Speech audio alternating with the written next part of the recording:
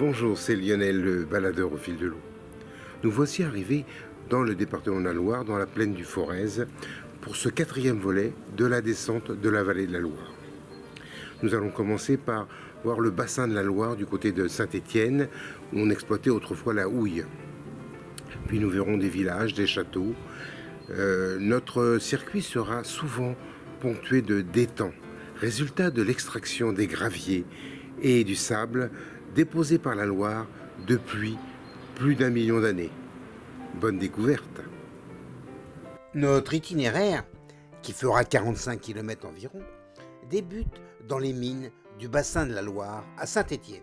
Nous longerons la rivière à partir d'Andrézieux. Nous visiterons Montrond pour terminer à Feurs.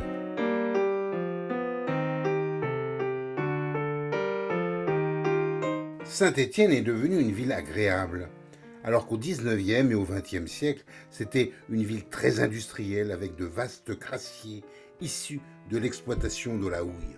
Il subsiste un lieu d'exploitation minière, le puits Couriot. Plus en activité, il est devenu un lieu de visite où on explique la vie des mineurs d'autrefois. Auprès d'un monticule de déchets de la mine, appelé ici crassier, on expose dans un musée, on explique aussi les divers gestes et modes d'exploitation de la houille sur ce bassin de la Loire qui dura de 1820 à 1973.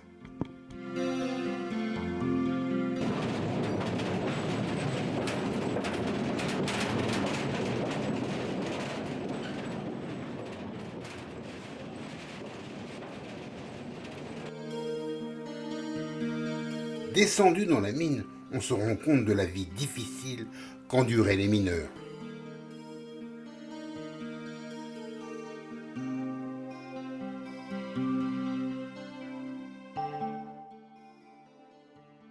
Nous rejoignons la Loire au pont Pascal-Clément, qui supporte la route faisant limite entre Saint-Just-Saint-Rambert et Andrézieux.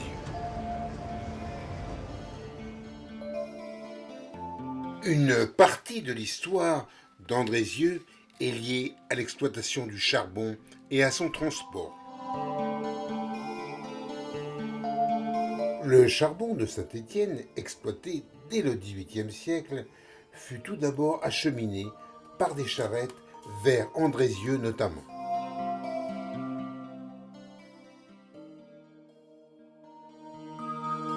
Puis, il fut construit le premier train en France dès 1827 pour apporter le charbon de Saint-Étienne à Andrézieux, suivant la vallée du Furan. On chargeait ensuite la houille dans de grands bateaux, les Rambertes, qui étaient construites justement à Saint-Rambert. Il reste quelques vestiges de ces lieux où l'on chargeait les Rambertes sur ces quais en bord de Loire, maintenant envahis par la végétation. Les bateaux cheminaient sur le fleuve vers Roanne. Celui-ci était tantôt calme, mais parfois très capricieux. Ce système de transport disparut progressivement dès 1860, détrôné par le chemin de fer.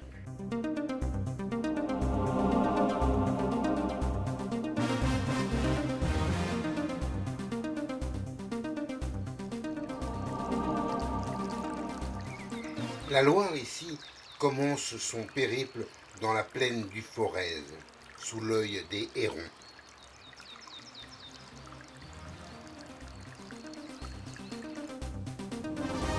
La plaine du Forez est en quelque sorte coincée entre les monts du Lyonnais à l'est et les monts du Forez à l'ouest.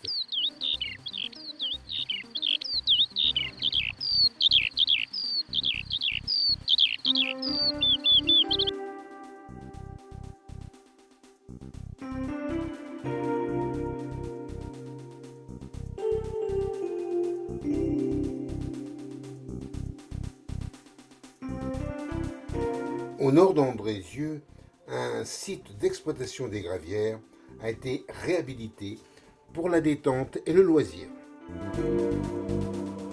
Situé après le pont routier, Ce parc, nommé Parc des Bords de Loire, est un magnifique lieu de vie. La végétation est classique des ripisylves. On y trouve des saules, des peupliers, des aulnes, etc.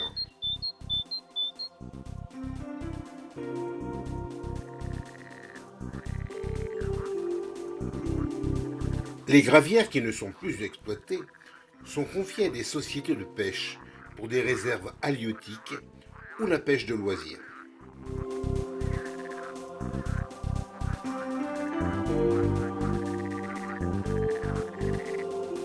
Ces étangs, nombreux, sont le lieu de vie notamment de la carpe royale du Forez.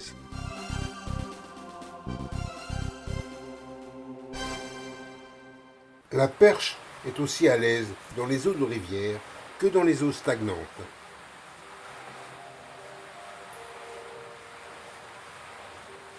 Le brochet est présent en étang, comme aux rivières.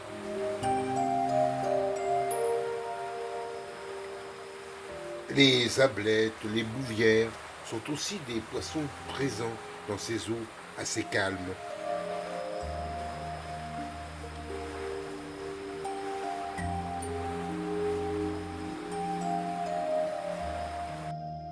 Nous atteignons le village de Boutéon, qui a été rattaché à Andrézieux depuis 1965. Le château de Boutéon remonte au XIIIe siècle. Son architecture a bien sûr évolué au gré des divers propriétaires.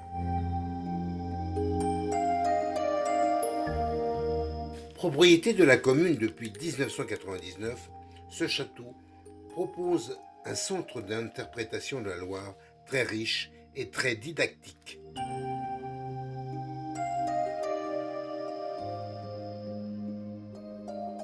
Des toits, une vue nord-est vers les monts du Lyonnais.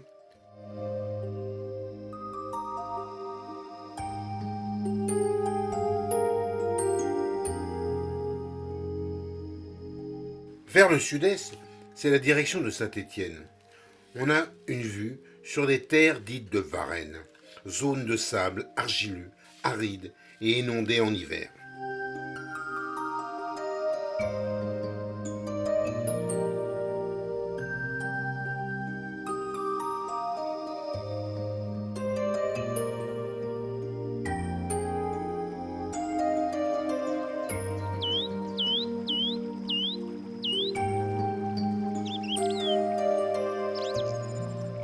Puis, nous continuons notre randonnée pour atteindre Vauches et Cusieux vers le nord. La Loire ici fait une boucle. Elle a creusé la rive droite et Vauches est légèrement sur la hauteur.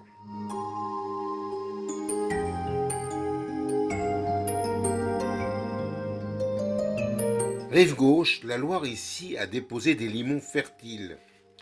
On appelle ces terres des chambons, terme qui désigne une courbe de la Loire en gaulois.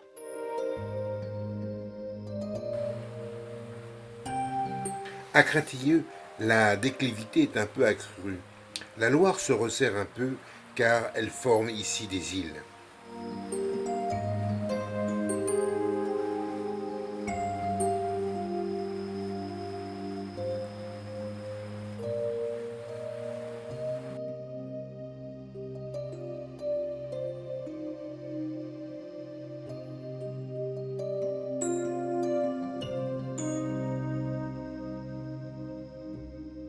Rive droite, c'est le village de Rivas, où l'on trouve encore des gravières en exploitation.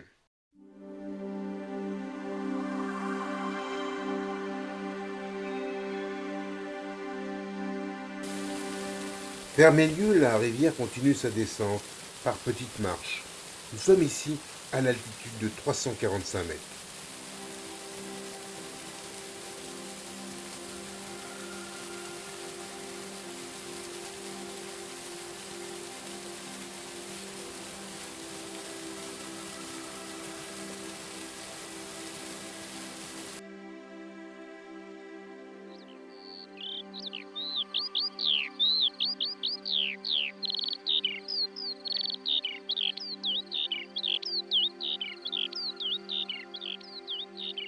La Couëge est une petite rivière qui arrive de Saint-Galmier.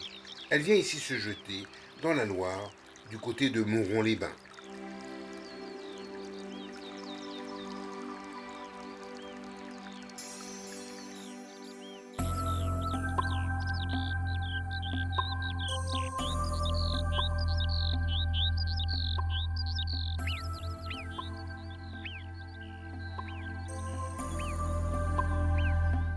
La Loire passe à Montrond, qui porte le qualificatif de les Bains, car le thermalisme y est installé. Il y eut même un jour une source jaillissante, comme un geyser, dans les années 1970.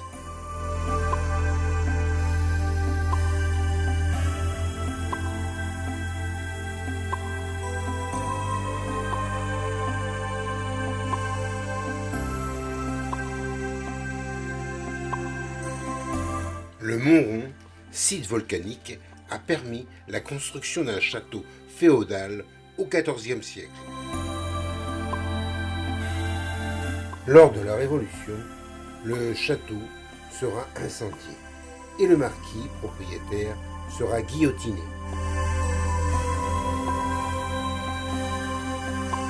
Le château a été sauvé de la ruine par une association d'amis du château en 1969. Et il devient propriété de la commune en 1984, qui a redonné vie au monument. À partir des hauteurs des tours, on a une belle vue sur la plaine du Forez et la Loire.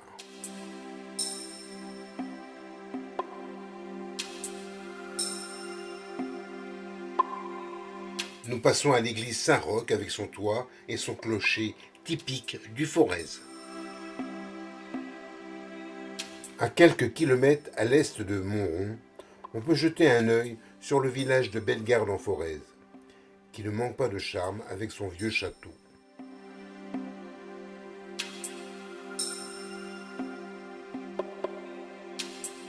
Nous ne manquons pas de passer à l'Écopole du Forez, ancien site d'extraction de granulats, qui est devenu un lieu dédié à l'observation des oiseaux.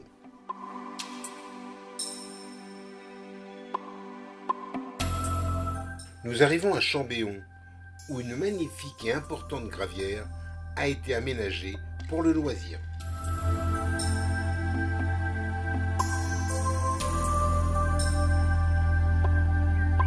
Les bords de Loire, avec un sol d'alluvions, sont propices à une agriculture diversifiée entre élevage à viande et culture céréalière.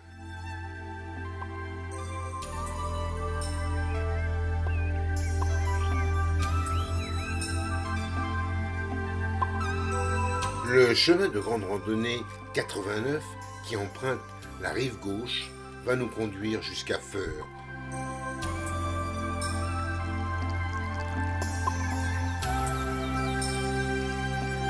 Aux abords de Feurs, la Loire se ralentit et s'étale. L'eau a tendance à stagner et engendrer la prolifération d'algues et de phytoplancton sur la surface.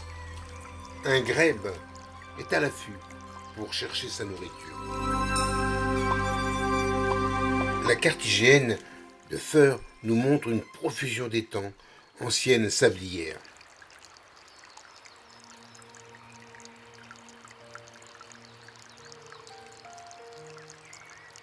Le pont de Feurs est suivi d'un barrage régulateur du fleuve, qui est complété par une petite usine productrice d'énergie.